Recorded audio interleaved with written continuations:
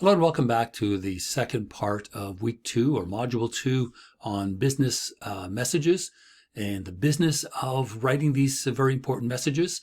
Here we're going to talk about effectively preparing and writing emails. And we know that this little silly picture here is not the best in the world. We're going to get rid of it. Okay, so is writing an email well important? Yes, it is, right? So why?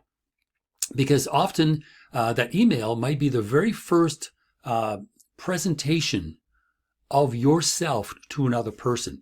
I mentioned in the last slides, probably maybe 6-7 months ago when I got hold of the publisher in the States to publish my book, they didn't know who I was. They'd never heard of me. So I had one chance to get it right. So that email had to be well written. It had to be concise. It didn't have to sort of go on and describing the book and all the rest of the stuff. What it had to do was present a positive image of myself and the work that I had done. I had written this manuscript. It was finished. I wanted to show it to them, or at least forward it to them for their consideration. So all these things amounted to a well-written email because the response was positive. Yes, we'd like to take a look at it. So what I'm getting at here is that the email that you send to someone or possibly letter, is the first glimpse that that other person has of you. So you want to put your best foot forward, right? You want to present your image of yourself, whether you want to call it branding or whatever else, the best version of yourself the first time around, because you don't want to send some piece of garbage that really is going to put you in the worst light possible, because not only are you going to end up to speak of another metaphor, behind the 8 ball rather than in front of it, it's an uphill battle. You literally are going to have to struggle to regain the trust of that person, that little bit of trust that they may have had when they first started reading your email, and then it's gone. So you may as well just go and try somewhere else. So a well-written email improves your image and your potential within that organization by presenting the impression of professionalism. And you do that by writing it well and thinking about it and thinking about it seriously. Because even if it's an email, I wish I could show you sometimes how much time I spent on writing an email so that it is properly crafted. People go, email? Come on, like who cares? It's an email. Sure, it's an email. That may be the form in which it takes, but the message is still important, because in this global, information age where the world seems to feel like it's getting smaller and smaller, we're contacting people literally across Canada, North America, around the world, but we're doing it using emails, right? Rather than meeting them face to face. Why is this important? Because again, it's your one and only opportunity to present yourself professionally, and think about it seriously. Because that email could make or break a chance to work somewhere, make or break a chance, an opportunity to publish work. This is important because here's what happens. If you send an email to someone that is really poorly written, it says two things. One, that you really don't want to take the time to craft a well-written email, let alone a letter. And secondly, that the sender isn't worth the bother to create a good email. See, this is like the double whammy, right? You've insulted the reader of the email or letter, but you've kind of also insulted yourself, but not putting the time into it. So you want to make sure that you don't just send the first thing off and think, oh, just because, it's an email, it's not important. Oh, no, very, very important. Emails have often, especially in the last few years, have ended up in court cases to prove the, let's say the intentionality of a person to harm another person or to keep secrets or any number of things. Think about those emails when you write them, and just take a moment and just take a deep breath and read them a second time to make sure they're correct.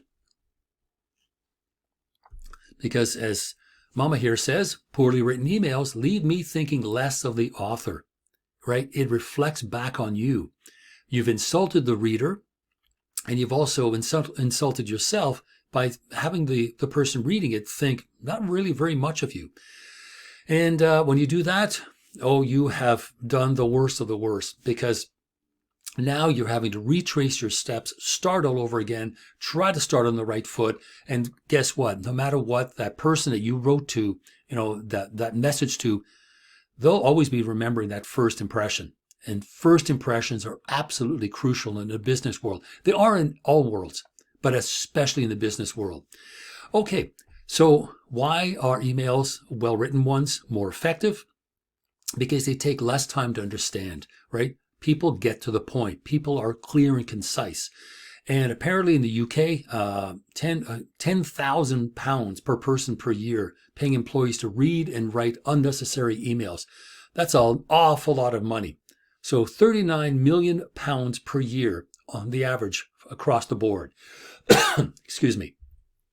Now, this knucklehead here, Dave Barbee, member of Augusta, Georgia Housing Authority. Okay, so this clown writes an email from Dave Barbee, August 27, 2007, elderly housing from Gilbert Manor. Now, I'll save you the trouble of reading the whole thing. You can kind of quickly go through it. Essentially, what is happening here is Dave is really worried that, downtown Georgia might start to, or downtown Augusta may start to look a little differently if we don't kind of, restrict the number of people that can go down there, and especially the kinds of people. Gentlemen, he says in the second paragraph, I'm begging you both not to give in to the revitalization of downtown Augusta. The problem with the politicians is the white-black ratio of downtown Augusta. Wow, says it right out there. The development of the property beside St. Paul's Church is high-income folks who will tend to be white. Oh, okay. And we're now closing GM and moving black folks out. We will be making the downtown whiter with moving 200 whites in and moving 500 blacks out. Exclamation mark. Okay, gentlemen, this can be done is how he ends it. Just give me a call. Dave.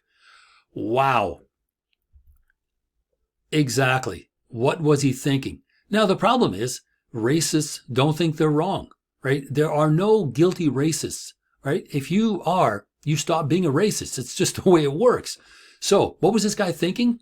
Well, he was thinking that his message was coming through loud and clear. And oh yeah, it was. But this message was also seen by someone else who thought this thing was highly offensive and racist and sort of kind of pass it on to the local news media. And guess what? It backfired because Dave Barbee had to resign as the head of the Augusta Housing Authority on September 17th of the same year after that email that he wrote to two prominent Augustan downtown developers leaked to the press. So that's kind of what happens. Somebody sees that and went, oh, wow, okay, I think others need to know about this. And he resigned, rightly so, under pressure from the public, who felt that the email was promoting a wealthier equals whiter downtown. Yes, wealthier and whiter, typically, but the equation that those are the only kind of people we want living downtown. So here's Dave basically thinking he's doing nothing wrong. He's telling the truth, and in his mind, he's doing the right thing. But never once did he stop to think objectively. What if people of color see this? What if someone that this was not intended for reads it? How could that, how would that look? No, the guy's too thick to even think about it. So this is what I mean. When you write an email there, what can we learn from Dave? Lots of things. So we want to think twice about sending off an email that could be considered racist or homophobic or sexist or any of these things. Stop and think. Just stop and think and read it through and see what it actually says. Because, yes, the subject line is mandatory, but even before, let's take one last shot at Dave and say, just don't. If this kind of information is what he wanted to pass on to people, and I'm only going to use him as an example. I am not condoning what he did, but he could have possibly sent a private letter. He could have possibly met them in person privately and said, you two people are the only two I want you to, to hear this. But no, fires it off as an email. There he goes, right? Thinking that what he says is not only correct, but that everyone else thinks the same way. No, they don't. Okay? No, they don't. Again, what is the moral of the story?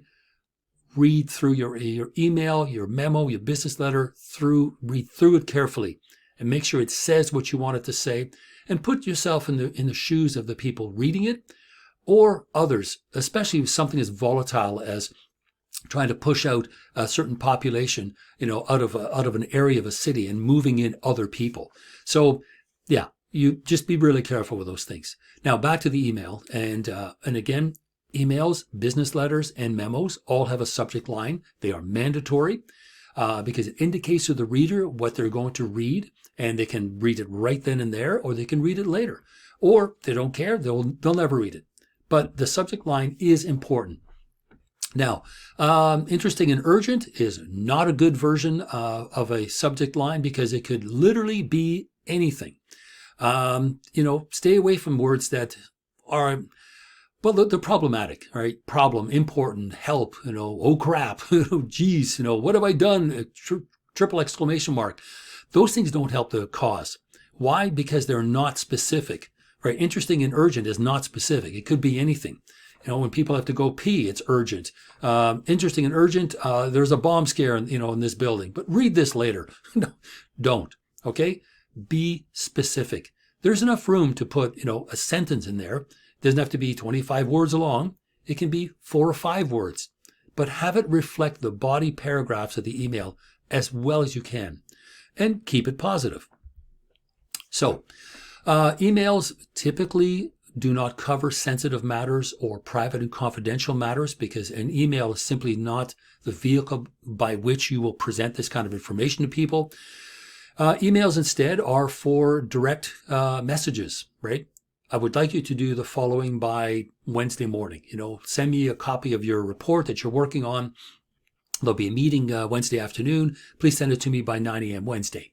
Very simple, very, very clear action that the reader is now going to go, okay, yeah, I need to make an extra copy for Dave, who knows, for someone else, and I'll have it on their desk by Wednesday morning. Okay, emails are typically not sensitive, and they're typically short, right? They don't need to cover a ton of information. But again, right, it depends how much information those people need, how much directness they need. How much information do they need in terms of what you've had to do, right? You've had to do to prepare something. Is that important? Not really.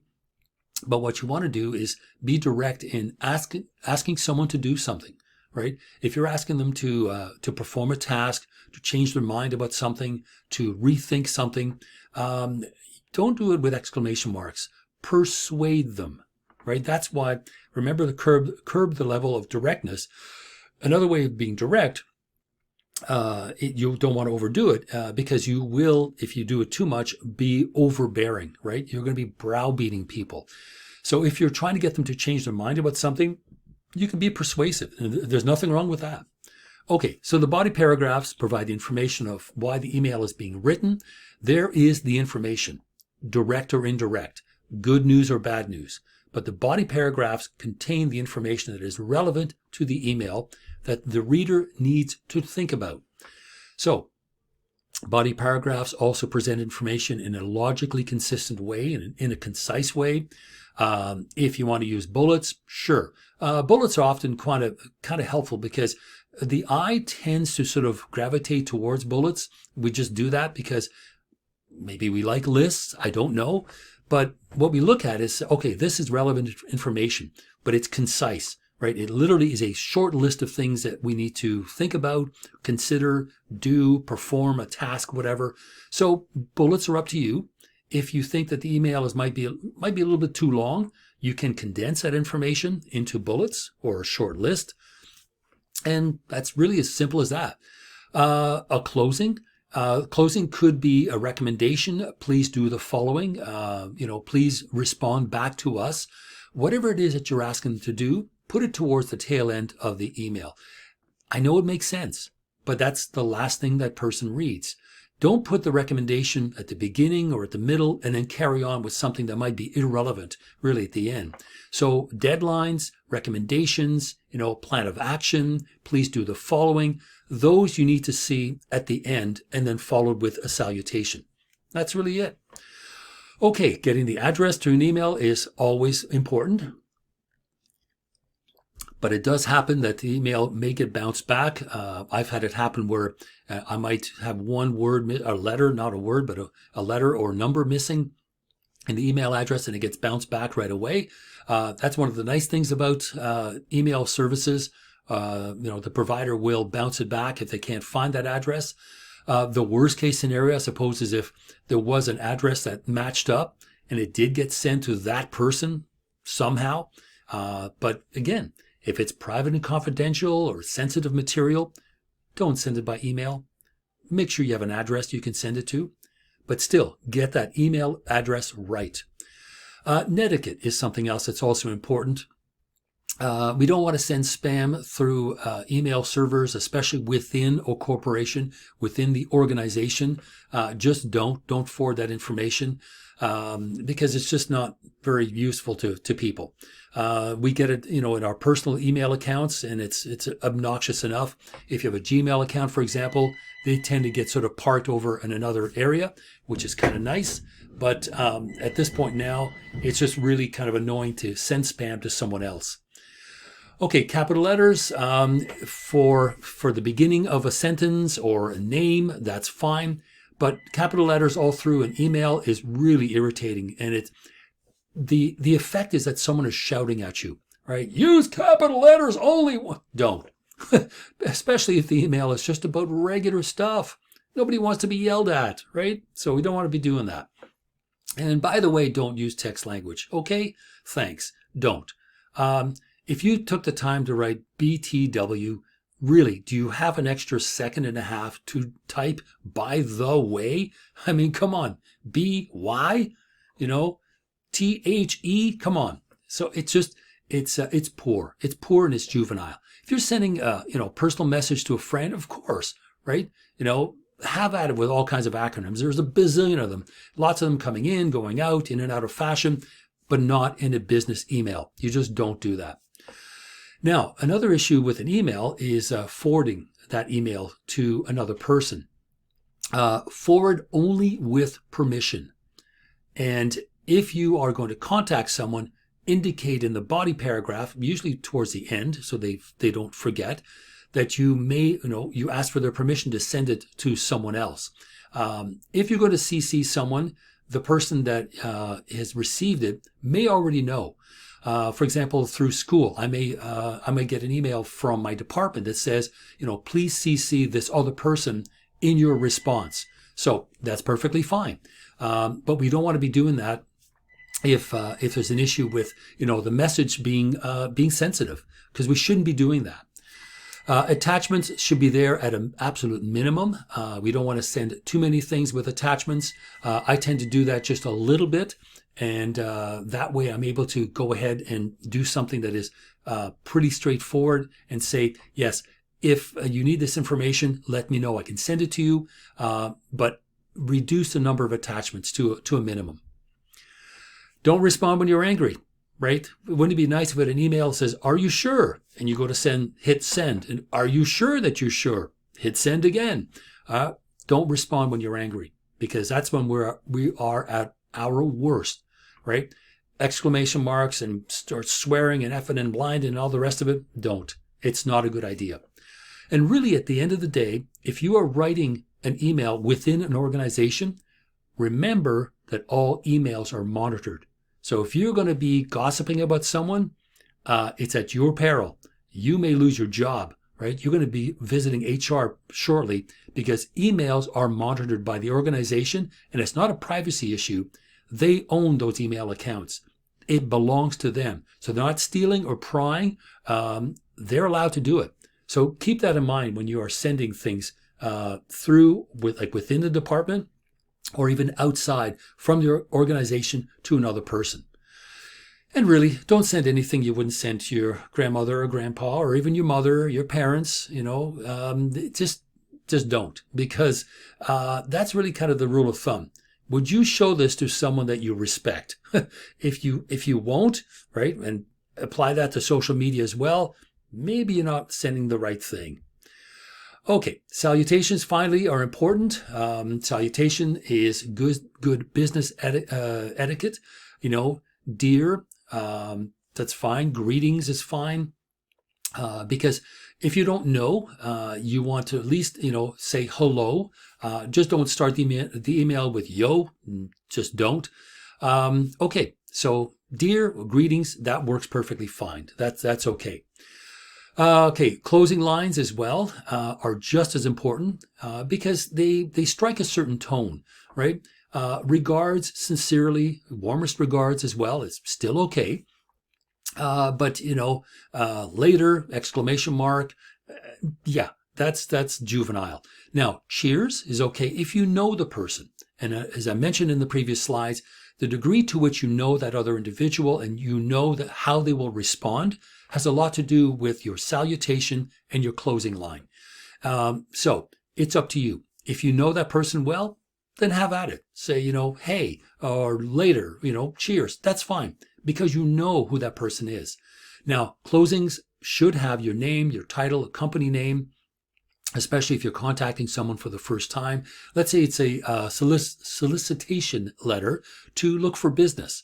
And so this person would like to know who you are, first of all, by name, but who your company is. Now, you should mention that in the body paragraphs, but it's nice to have it at the very end too, so they can file that one away for future reference, or they may contact you because they want to do something with you. Don't put cartoon images in your email. It's just childish. It's, again, text message you're sending through social media, whatever it is, to Twitter. If you want to twit with someone, that's perfectly fine, but don't put them in a business email.